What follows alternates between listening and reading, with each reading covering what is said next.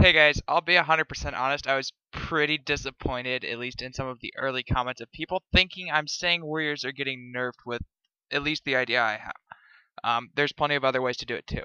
Here's basic math on how much of a retardedly huge damage increase doing something like reducing the cooldown on Mortal Strike for 20 seconds, given you have complete immunity to all CC, slows, and roots while doing it.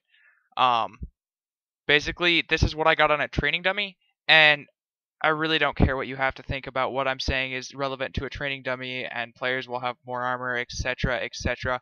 All of this is basically base armor on an 85 dummy. I didn't use a 60 this time because I wanted Colossal Smash to be an arguable point, which is not even in this. This isn't even in the Masco because the Dragon's Roar damage already has 100% armor pen. This is just training dummy, and hopefully people won't get caught up on where some of the issues are in the math with this, because you'll realize how fucking far ahead an idea like mine is in damage and how retarded of a buff it actually would be. And I didn't do the math when I made the previous one, I just sort of thought about it, and I'm surprised some of you didn't catch, some of you did. I'm sure some of you just like didn't even comment because you realized what I was saying was somewhat relevant and caught on to the obscene damage increase you could get. Also, that BM Hunter soloing that boomkin in like 2 seconds is also kind of an issue in this game. But I'm just looking at Dragon's Roar right now for my warrior. Anyway, I'm going to move this off to the side and just leave it up there so people can see what the base numbers I'm using for all of this math is. But let's get started. Alright, get ready to see random numbers on the screen because those of you who can't follow it deserve it. I'm sorry for ruining the BG to anyone who can. Hopefully you love me enough to not care that I'm ruining the video by putting random text over the screen. I'll try to keep it somewhat unintrusive, although it's by default going to be pretty fucking intrusive. Let's get started. Okay, let's get this started. First off, don't bitch because of the way I'm doing this. I will divide by 2 later on. Start off, 14k Mortal Strike, doubled, let's say they reduce the cooldown, and just for argument's sake, I'm going to say they reduce the GCD just so you don't end up overproccing overpowers. And then there is also a chance that you proc like 18 million overpowers in a row and you will waste some Mortal Strike GCD.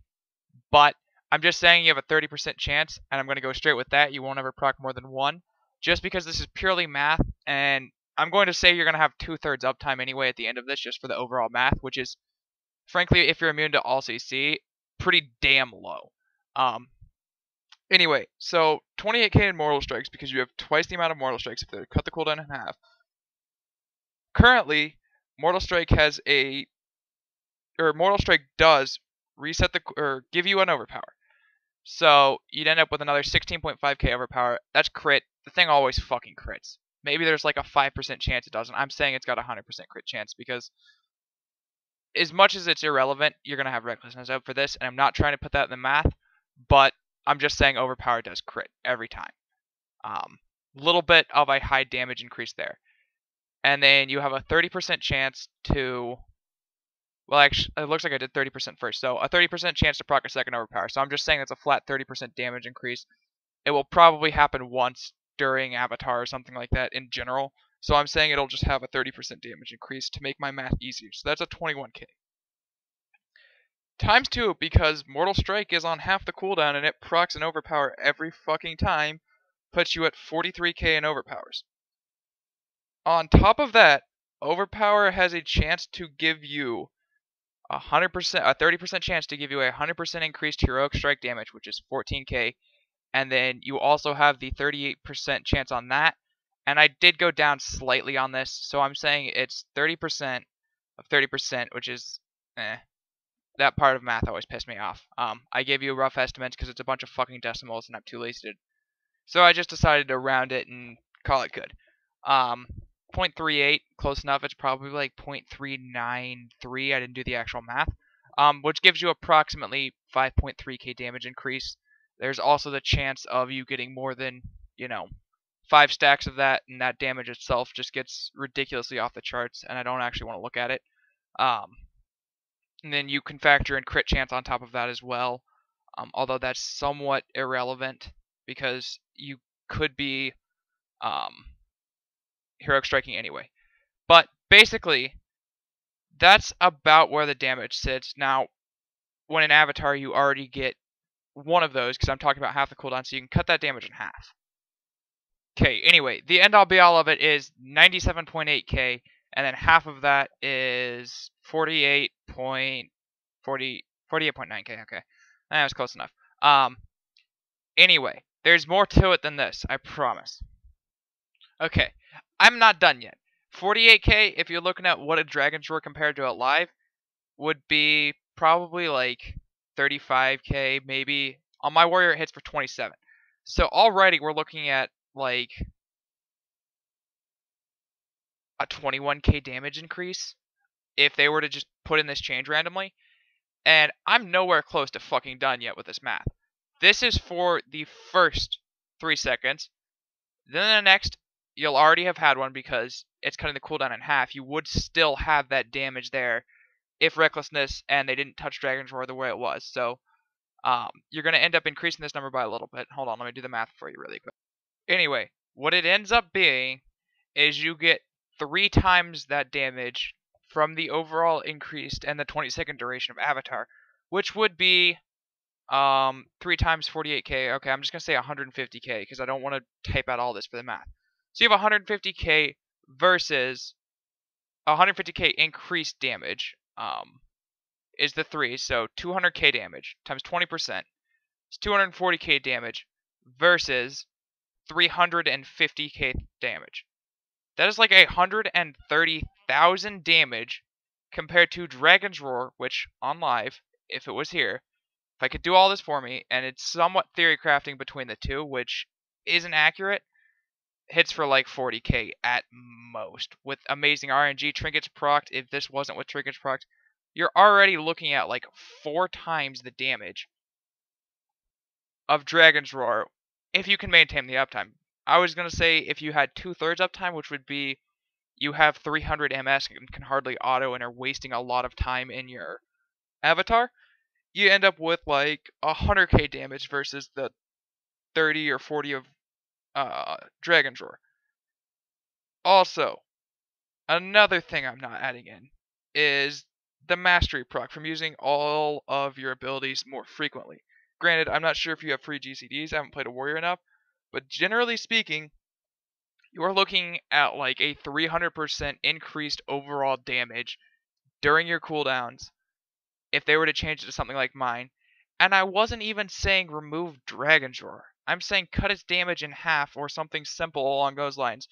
And you could still have, you know, at MOP if it's 160k, which I agree is dumb, or I think is dumb to be able to do that in a single global, versus 80k in a global, and you could throw that into the burst as well. You could just have warriors have insane damage for a little while, and honestly, if it were to go to something like this, you'd probably have to remove some of the CC reduction on warriors from Avatar, and change it, honestly, to something like Tenacity and League. Have it, reduce hard CC by half, reduce stuns by like 30%, just so you're not polymorph or feared for the entire duration of your cooldowns, but you're still really stoppable with stuns and stuff, but at a diminished rate. I'm not saying to nerf warriors. I'm actually saying to buff the living shit out of them. Just do it in a way that takes some remote amount of skill of managing your uptime and being able to, have people CC'd, whether it's clone the DPS target, I've got 10 seconds left on my charges, I'll land like, you don't even have to play Shockwave, you can gag order over that and keep them semi-low, stack your 2 charges, make sure you have Heroic Leap up, have all the mobility to make the full utility out of your offensive cooldowns, and have warriors take some skill again. Popping all of your cooldowns and hitting 160k, or whatever it is, in MOP, anyone can do. I'm hoping some of you guys strive to be better players, and hopefully you could maintain better uptime than, other bad random PvE warriors you find, who really don't PvP, who can't manage those cooldowns and that uptime as well as you can. And will actually see some contribution out of playing better than other people. Because that's generally what I would hope PvP is all about. Current state, I don't think Dragon's Roar takes much skill at all. I don't really care. I mean, some of it definitely would need toning. I'm pretty sure putting MS at a 3-second cooldown is over the top. 4 seconds might be fine. Um, Not having GCD would almost make haste semi-viable because you probably get GCD capped if you're lucky. There's also like slam damage you can throw in because you'll be generating more rage and avatar than you would with Dragon Roar because you'll have more abilities that don't cost anything up. There's tons of damage increase that you're getting from this as opposed to the loss. I'm really frankly disappointed in a lot of the people who couldn't realize how ridiculously overpowered, honestly, some of the suggestions I was saying were, because I'm using a little bit of a overdone example of what would take more skill and not be completely dumb. And if it gives you more damage, that's fine. There are other things that are broken in this game. BM Hunters are one. I don't care if that spec does 4 damage DPS at 90 and full gear and Marks does 100k. Because pet management in WoW is clunky as shit and not fun. Um, Best throw kill right there, by the way, of my life. Anyway, I hope you guys got something out of this that the previous one didn't, because I made it a lot more obvious. And realizing what I'm talking about is just trying to make warriors a more fun class in general. Well, not even trying to, just suggesting a way of what would be good. And that people can start to realize it. And I'll do more of these for different classes during the mop break before it actually comes out. But hopefully you guys can lay off on the bitching about each individual class, because I don't really care. I just want classes to be more fun and have more beneficial, or more things that are beneficial for playing the class better. Anyway, I'm going to put some of the training dummy numbers up so you can see the variance, and I just did the overall averages. And if you really want, do your own math. If you want to argue with me, go for it.